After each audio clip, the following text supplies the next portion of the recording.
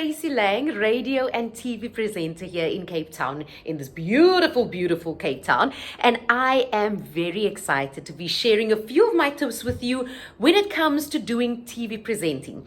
I'm going to try and keep it as short and sweet as I possibly can because I know there's quite a bit to take in. But you will notice that with me keeping it short and sweet, that things stick more. And that might be one of the tips when it comes to presenting.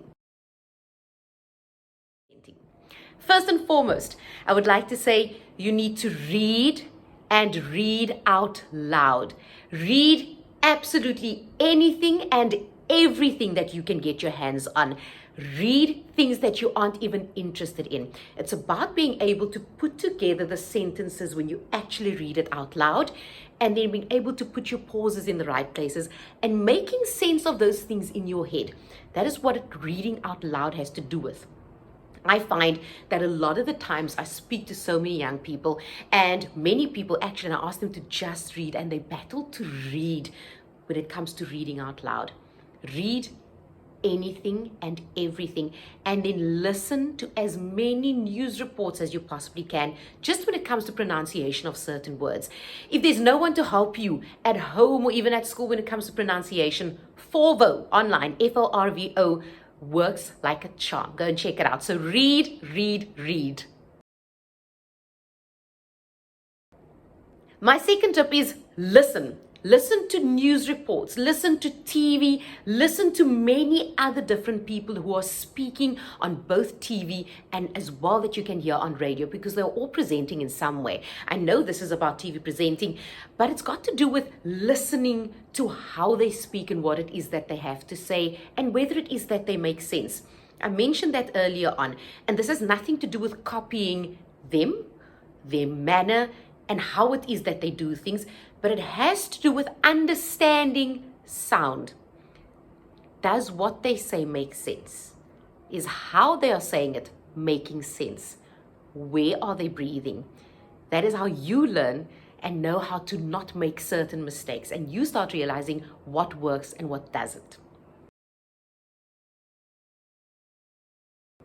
Tip number 3. When presenting to camera, I want you to pretend that your camera is your best friend. And that doesn't mean you have to say, oh, camera, I absolutely love the camera. No, that's not what I'm looking for.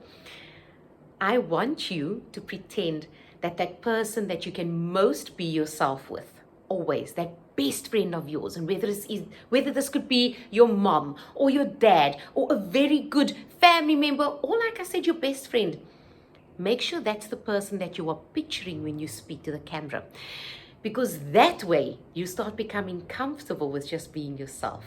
A version of yourself that you are very comfortable sharing with everyone. And you get to be more open about who it is that you are. If you battle at first, I always suggest that you take a picture of that best friend and put it next to the camera so that you always have that picture in your mind of the person that you're speaking to.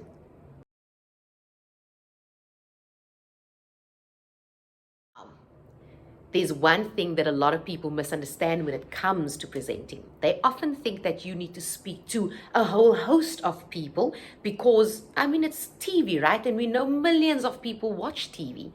However, when you're presenting to camera, you need to pretend to only speak to one person. That's all you need to keep in mind. Just one person that you are speaking to.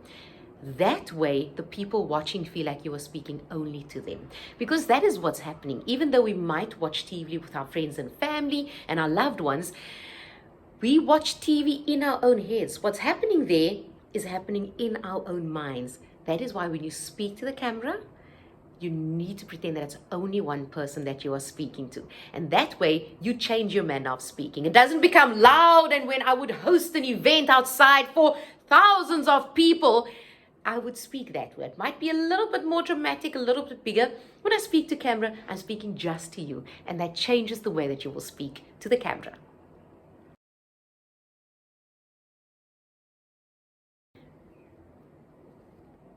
So, I want you to make sure that you actually record yourself and then watch yourself on camera. Because here's the thing. When you watch yourself on camera, right, you will find that you might be doing some things that are annoying, like this that I'm doing right now. I'm playing with my hair. You know why? That becomes distracting. There are some things that can be quite endearing when some people do it, but there are some things that become distracting. So all you notice now was me playing with my hair, right? That's all I did. I kept checking my hair. I was checking myself and the screen. No. So you need to watch yourself. Record yourself and then watch yourself and see what it is that you do. Are you playing with your hands? I have a tendency to actually play with my hands because that is how I think. But the reality is that those things are distracting to people. So make sure that you record yourself, watch yourself so that you can see what it is that you do, and ask a really good friend or a family member to watch it with you, and also just attract attention to certain things that you are doing so that you can go, oh, okay, that's what I'm doing. Am I moving too much? Am I biting my lip? Am I scratching? What am I doing that could be distracting? Do that and make sure that you watch yourself as often as you possibly can. After all these years of having been on TV, I've been on TV for the last just over 11 years. I still watch each and every one of my inserts, each and every one of the shows that I've presented, because I want to see what is there that I can improve on, what is there that I'm doing that was annoying, that might not have worked. And you have to watch it with a very kind of clinical eye, in a sense. But you know what? It changes how you do things and it helps you grow. When it comes to doing interviews, learn to listen. This is something that a lot of people battle with, not just on TV, in life. People don't listen. Learn to listen to your guest. Know what it is that you'd like to ask. Know where you'd like to go with the interview, but pay close attention when your guest answers you so that you don't just pick up on the end of the answer and then continue with your next question.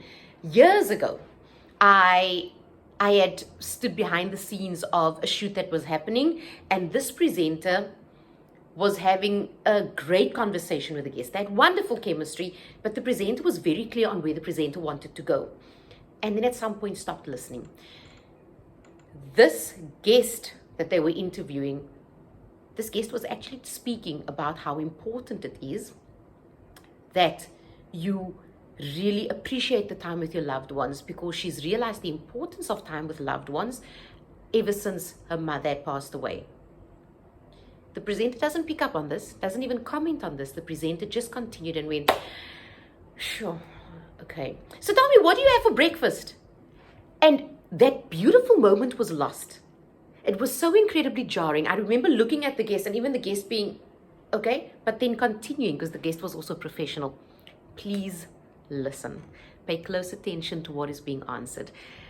Make sure that you pick up from there and go on from there. You don't always have to comment on everything that they say. You don't always have to have an opinion on everything that they've said or what they've answered. But just listen. Then my last point has got to be, take your time when it comes to talking. Have your moment. Take your time. But also remember that you don't need to stretch out things that don't need to be stretched out. People understand very, very quickly. People will pick up on your different cues. They will pick up on your body language. They will pick up on what you say fast and know exactly what needs to be done.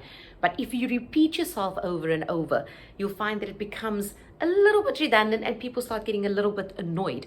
So my tip is always, 1, less is more. Know what you want to say, get in, get out, done. That is how I operate. And that comes back to my point right at the start when I said I'll keep this short and sweet. Often it is needed to say a little bit more, but I like my things to come in quick, fast, short, and sweet. I'm also aware of the fact that people don't have a lot of time nowadays. The attention span has shortened from many, many years ago. So I always say, get in, get out, say the most important thing, know how you want to start, know how you want to end, have a bit in the middle, and then done. Peace out. Finish and clear. And those are my tips. I'm very, very excited to see you, to watch you, and to hear you. And hopefully you've applied all these tips. And I'm just very excited to see you and your true self come through the camera and just to feel completely surrounded by all your wonderful talent. I'm very, very excited about this. All of the best.